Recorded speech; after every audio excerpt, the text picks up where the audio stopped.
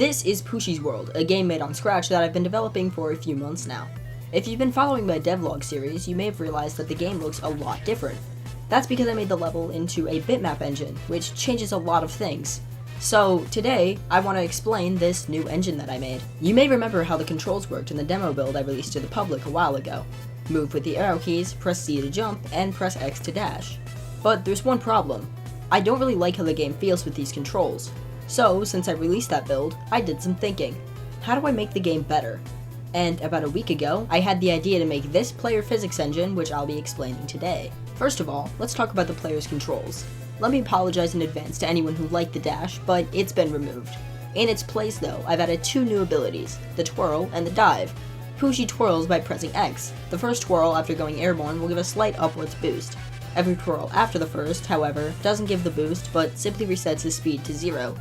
Activating the dive is a bit different. You have to start a ground pound by pressing the down key in midair, and then press X.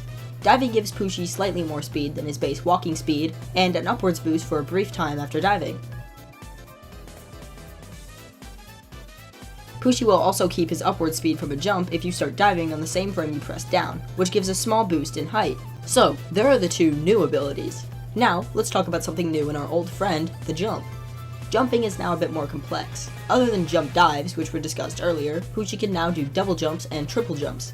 Double jumps give Pooshie slightly more Y speed, and triple jumps give him even more Y speed, and also extend how long Pooshie can jump for. Performing single jumps and double jumps is always possible. However, for a triple jump to be possible, Pooshie needs to be moving at his top moving speed. And, just like in the old demo version, the player can still do wall jumps. And now, for the final part of the player's new controls, let's talk about the up and down arrows.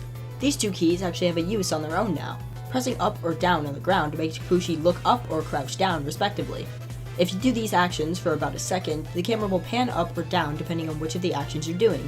This can be useful for seeing what's up ahead in the level. As I mentioned very briefly before, pressing the down arrow in the air makes Pooshie do a ground pound. This makes him do a front flip, which moves him upwards very slightly and reduces his horizontal speed, before moving down very quickly. This will eventually allow Pooshie to press down buttons or to break certain objects. Pressing up during a ground pound cancels it, which slightly reduces Pooshie's vertical speed. Along with that, the player can perform ground pound jumps by jumping right after hitting the ground after a ground pound. Now, one last thing about the player before we move on to the rest of what I've added.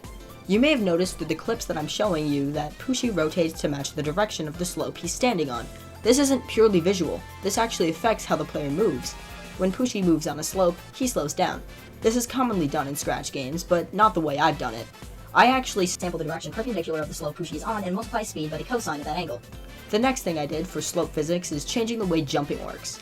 I use a system similar to the one that classic Sonic games use. When Pooshie is moving up a slope, he jumps higher at the cost of some of his horizontal speed. When Pooshie moves down a slope, however, the roles are reversed. Pooshie gains horizontal speed at the cost of some of his jump height.